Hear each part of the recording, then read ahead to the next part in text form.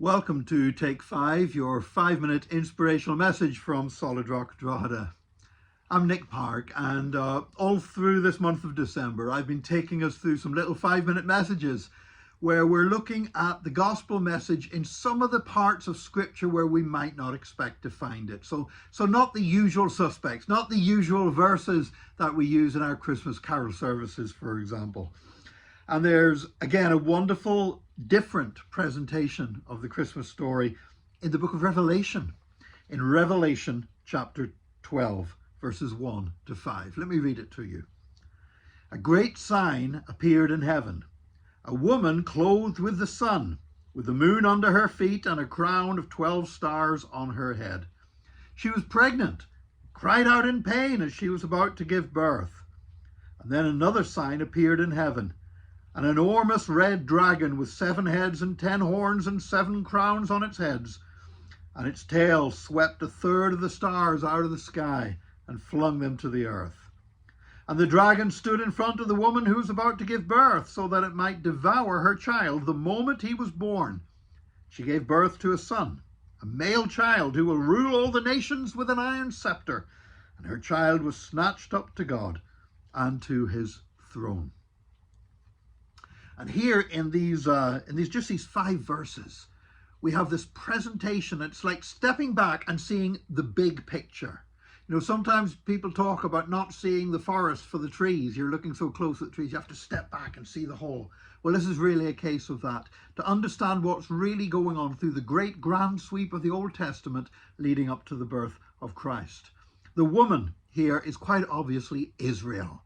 You know, the sun, the moon, the crown of 12 stars reminds us of Joseph's dream about the 12 stars being the 12 tribes of Israel, and the sun and the moon being his father and his mother. And it says that this woman, Israel, was pregnant. And of course, the reason why Israel was pregnant from the moment Israel was called into being.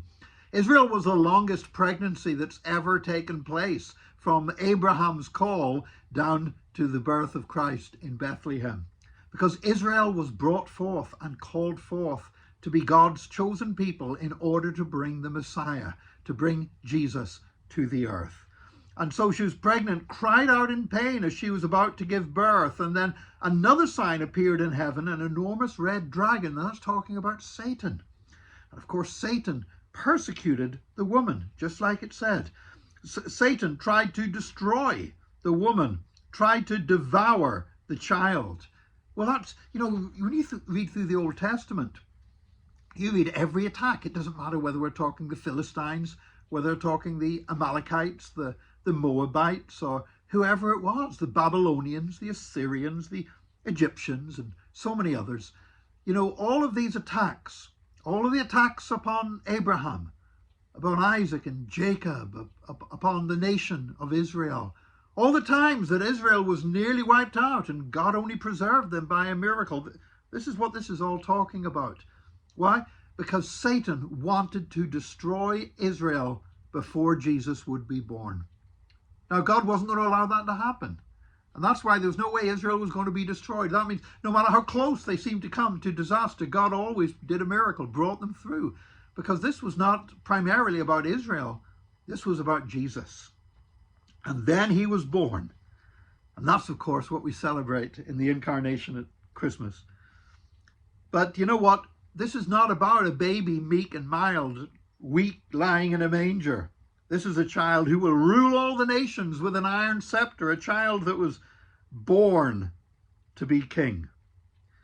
And, of course, Satan's ultimate attack was the cross, was to try to destroy Jesus on the cross, and yet all it did was enable him to fulfill the plan of salvation.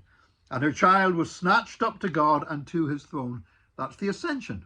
That's the last bit of the Christmas story, the bit that we don't often talk about that much, but that Jesus is then seated at the right hand of the Father until his enemies are made his footstool.